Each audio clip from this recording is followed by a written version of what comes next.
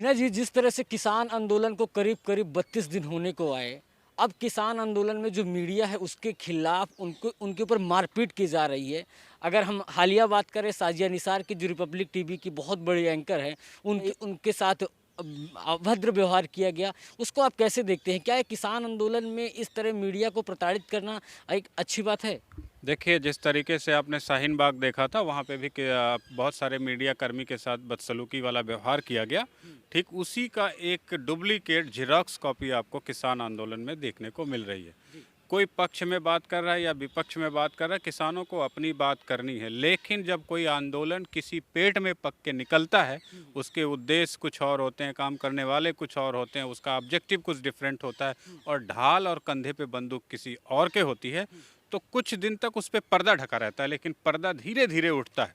अभी आपने देखा उन्होंने जियो का विरोध किया, वो मुकेश अंबानी का विरोध कर रहे हैं, वो साजिया इल्मी जैसे पत्रकार का विरोध करेंगे, फिर जी न्यूज़ का करेंगे, फिर वो मोदी का ऑलरेडी कर रहे हैं, योगी का मोदी का क्या लेना देना उससे। फिर भी विरोध पे विरोध, एक-एक परत उसकी जो खुल रही है, उससे ये इस बात का बिल्कुल साफ अंदाज़ा लगाया जा सकता है कि ये किसान आंदोलन नहीं है, ये देश विरोधी ताकतों के द्वारा खड़ा किया गया आंदोलन है। उन पार्टियों का आंदोलन है, उन नेताओं का आंदोलन है जो राजनीति की रोटियां इस ठंड में भी सेकने का प्रयास कर रहे हैं। लेकिन विनोद, ये बताइए, जिस तरह से किसान आंदोलन के आड़ में अगर हम राकेश टिकैत की बात करते हैं, किसान नेता हैं, बहुत बड़े महेंद्र सिंह टिकैत के बेटे हैं, वो ब्राह्मणों को लेकर अभद्र टिप्पणियां कर रहे हैं। मंदिरों को लेकर जिस तरह से टिप्पणियां उनकी की गई, वीडियो वायरल हुए, ट्विटर पर ट्रेंड भी चला, राकेश टिकैत को गिरफ्तार कर उनके ऊपर केस भी किए गए। क्या हिंदुओं को आखिरकार क्यों टारगेट किया जाता है? जब भी कोई हो, चाहे महाराष्ट्र की बात कर ले, पालघर की, या ऐसी हर जगह की बात करें जहां पर इस तरह से टारगेट किया जाता है हिंदुओं को, उसको आप कैसे देखते हैं? भारत के 4 लाख हिंदू मंदिरों को भारत सरकार और तमाम राज्य सरकारों के द्वारा कब्जे में ले लिया गया है। उनकी बेंगलोर और कर्नाटका जैसे शहर में बंद होने की स्थिति है। फिर भी हमारे देश का हिंदू आज भी उसी ढर्रे पे चला आ रहा है और एक टिकैत जी हैं जिनको इतनी समझ नहीं है कि किस बात को बोलना चाहिए, किस बात को नहीं बोलना चाहिए। किसान में ब्राह्मणों का क्या लेना देना है? ब्राह्मणों के का मंदिरों में चढ़ाए गए चंदा से और किसान आंदोलन से क्या लेना देना है? कोई लेना देना नहीं है। यहाँ हर छोटा मोटा राजनेता अपनी राजनीति की रोटियां सेक रहा है। अभी कुछ और लोग भी जाएंगे इस राजनीति की रोटियों को सेकने के लिए और उनका किसानों से कोई लेना देना नहीं है। जिनका इतिहास है लाशों पर बैठ करके, लाशों की बोटियां खा करके अपनी राजनीति की कुर्सियों पर बैठे रहे, वो किसानों की बात कर रहे हैं। वो बात कर रहे हैं जो दिल्ली के किसानों की बात वो कर रहे हैं जो दिल्ली के दंगों में 54 लोगों का नाम पता भी आज तक दिल्ली वालों को नहीं बता पाए कि कौन मर गया उस दिल्ली के दंगे में। वो किसानों की बात कर रहे हैं जो अपने नागरिकों के प्रति संवेदनशील नहीं है, वो किसानों की बात कर रहे हैं। जिस दिल्ली में वो पिछले 6 साल से सत्ता में बैठे हुए हैं, जो किसानों के बड़े मसीहा बनने की कोशिश कर रहे हैं, राजनीति की रोटियां सेक रहे हैं, उनको ये नहीं पता है कि दिल्ली के 14 लाख बच्चों के स्कूलों के बिल्डिंगों में घुस करके कचड़ा घर दिल्ली के बने हुए हैं, जो बच्चों को मौत, बीमारियां, जिंदगी से निकाल देने वाली दिल के टुकड़े जो गरीबों के हैं, जिन सरकारी स्कूलों में पढ़ते हैं, उन बच्चों को वायरस, बैक्टीरिया, फंगस, हवा से, मिट्टी से फैलने वाले करोड़ों लाखों बैक्टीरिया, दिल्ली शहर का पूरा कचरा, सले सड़े गले मांस, मछली, फल, सब्जियां, लेटरिन, टॉयलेट, डायपर्स कहाँ फेंके जाते हैं? बच्चों के स्कूल के गेट के सामने फेंके जाते हैं या गेट के अंदर बनी बिल्डिंगों में फेंके जाते हैं। उन लोगों को भी ये सोचना चाहिए जो मासूम अपने कर्णधार बच्चों के प्रति संवेदनशील नहीं हैं, वो उन बूढ़े कमज़ोर किसानों के प्रति इतने संवेदनशील कैसे हो गए, जिन्होंने पंजाब में लाखों युवाओं का कत्ल करवा दिया। इंदिरा गांधी, भिंडरावाला कौन था? एक कांग्रेसी नेता या गुंडा नेता कह सकते हैं। वो था, जब वो चीफ मिनिस्टर बनने के लायक हुआ तो उसको मरवा दिया गया और उसी के साथ भिंडरावाले के साथ खालिस्तान का आंदोलन शुरू हुआ और उसमें हजारों युवाओं को जान से जाना पड़ा। उन्होंने आतंकवाद की राह हथियार उठा लिए। ये किसने किया? कांग्रेस ने किया।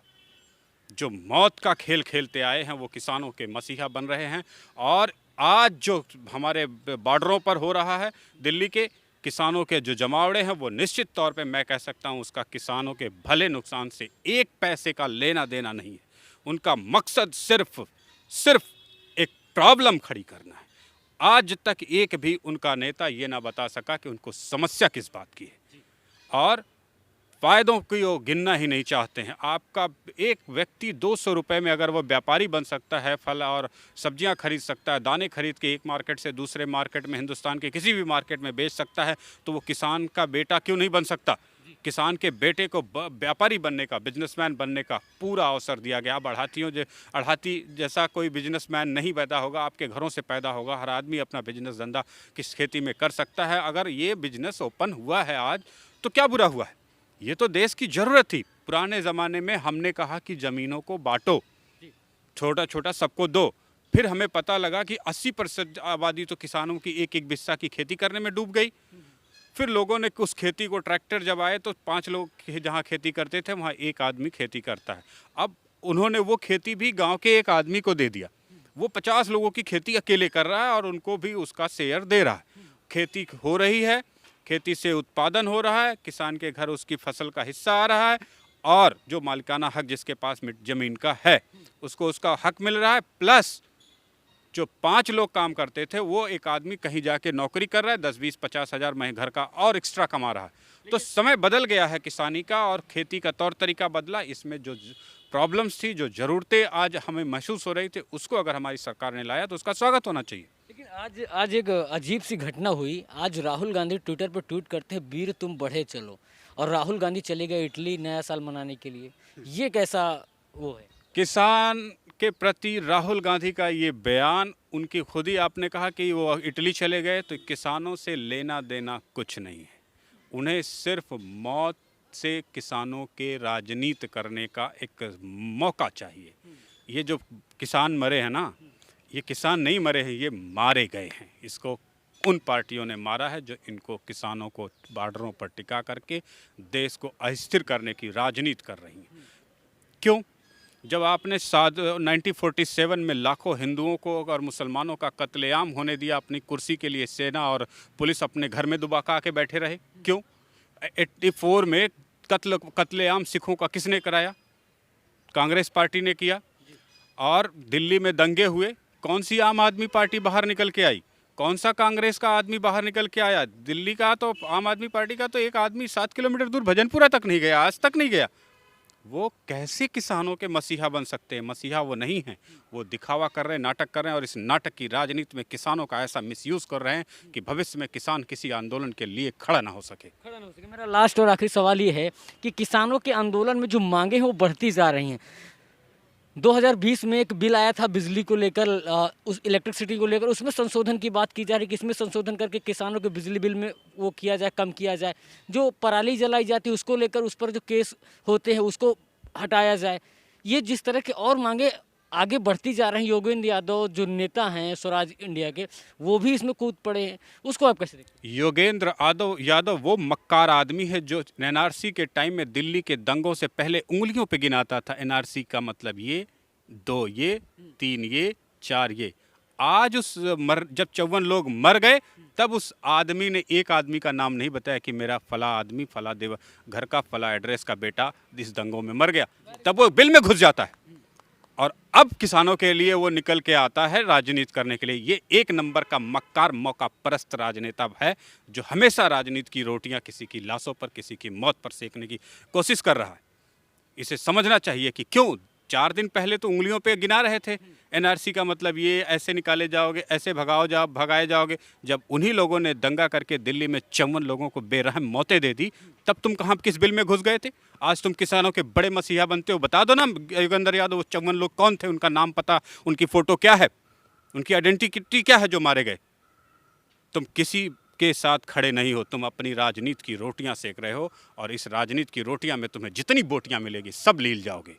लेकिन मेरा जवाब आपने नहीं दिया पराली वाले लेकर। जिस तरह से पराली से दिल्ली के अंदर प्रदूषण होता है, अगर उस पर केस किया जाता है कि जिसे पराली ना जलाई जाए, लेकिन उसको हटाने की बात की जा रही, तो प्रदूषण दिल्ली में बढ़ेगा नहीं। किसानों का पराली के संबंध में जो रिक्वेस्ट है बिल्कुल सही है। किसानों के ऊपर अतिरिक्त खर्चा पड़ता है, पराली को ना जला के उसको साफ सफाई करने में वो अतिरिक्त खर्चा सरकारें उठाए, किसान पराली को नहीं जलाएगा। दूसरी बात, किसानों के ऊपर आप कानून थोप देते हैं, लेकिन आपने कितनी गाड़ियां कम दिल्ली में चलाने का प्रयास किया? आपने कितना लेवल पोल्यूशन कम करने का प्रयास किया? आपकी 1 इंच सड़क, दिल्ली की 1 इंच सड़क किसी भी रोड पे, किसी भी जगह बता दीजिए, जो पोल्यूशन को कंट्रोल करती हो, धूल मिट्टी ना हो उस सड़क पे। आपने तो पोल्यूशन के अंबार लगा रखे हैं। आपके आसपास के शहर गुड़गांव, नोएडा, गाजियाबाद भी आपकी वजह से धूल में पट जाते हैं।